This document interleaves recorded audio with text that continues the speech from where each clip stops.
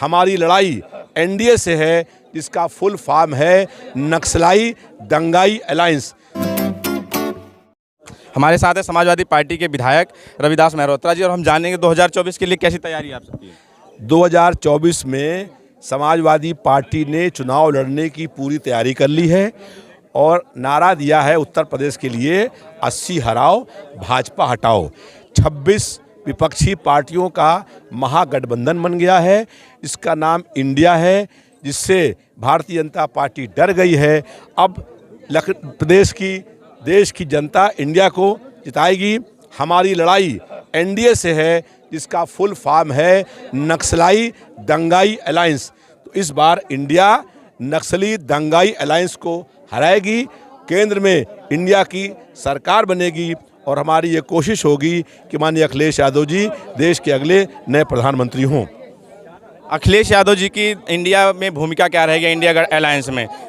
आप दे रहे हैं कि राष्ट्रीय अध्यक्ष जी आपके प्रधानमंत्री बनेंगे। समाजवादी पार्टी इंडिया में मुख्य विपक्षी पार्टी है और उत्तर प्रदेश में तय करेगा कि देश का प्रधानमंत्री कौन हो। हमारी कोशिश होगी, वैसे इंडिया में बहुत नेता हैं जो प्रधानमंत्री बनने के योग्य हैं और प्रधानमंत्री बनने की कोई लड़ाई नहीं है। ये हर व्यक्ति की कोशिश होती है कि उसका नेता देश का प्रधानमंत्री हो, ऐसे हमारी भी कोशिश है। लेकिन जो सांसद जीत करके आएंगे वो तय करेंगे कि देश का प्रधानमंत्री कौन होगा।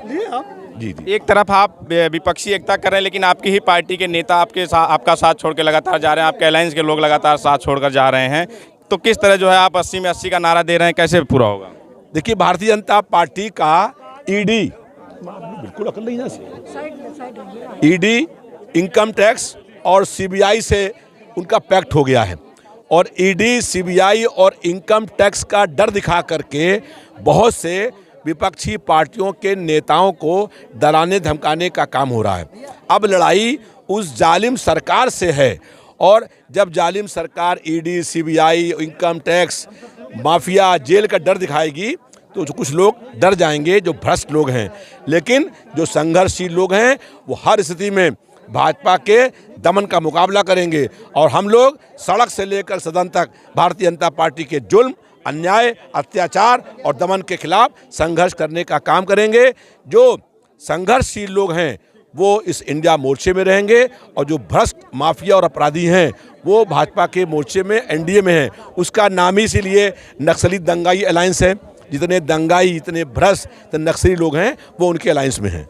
आपके गठबंधन के साथी थे ओम प्रकाश राजभर, 2022 का चुनाव आपने उनके साथ मिलकर लड़ा था और अभी बीजेपी के साथ जाने के बाद वो लगातार कह रहे हैं कि पूर्वांचल से समाजवादी पार्टी ख़त्म है और लगातार वो एक सांस में जिलों का नाम गिना देते हैं कि कहाँ जीत रही है समाजवादी पार्टी, पूरी तरह साफ है। ओम प्रकाश राजभर पहले भारतीय जनता पार्टी की सरकार में मंत्री रहे और जब उन्होंने पद छोड़ा तो उन्होंने कहा था कि योगी और मोदी को वहाँ ले आकर के मारेंगे जहाँ उनको भीख मांगने नहीं मिलेगी और ये कहा था मुझसे भगवान भी आकर कहें तब भी हम भाजपा की मोर्चा में शामिल नहीं होंगे। अब भगवान से ऊपर कौन हो गया? तो भारतीय जनता पार्टी ने कहा भगवान से ऊपर ईडी, इनकम टैक्स और सीडी है। तो जो भ्रष्ट नेता हैं इनको मालूम, भाजपा के लोगों को कौन कौन भ्रष्ट लोग हैं जिनकी बहुत सी कोठियाँ हैं, बहुत बैंक बैलेंस है, वो सब डर गए हैं और इसलिए वो भारतीय जनता पार्टी के मोर्चे में शामिल हो गए हैं। 2024 में समाजवादी पार्टी उत्तर प्रदेश में कितनी सीटें जीतेगी? हम लोगों ने ये निर्णय किया है कि 80 में से 80 सीटें हम लोग जीतेंगे।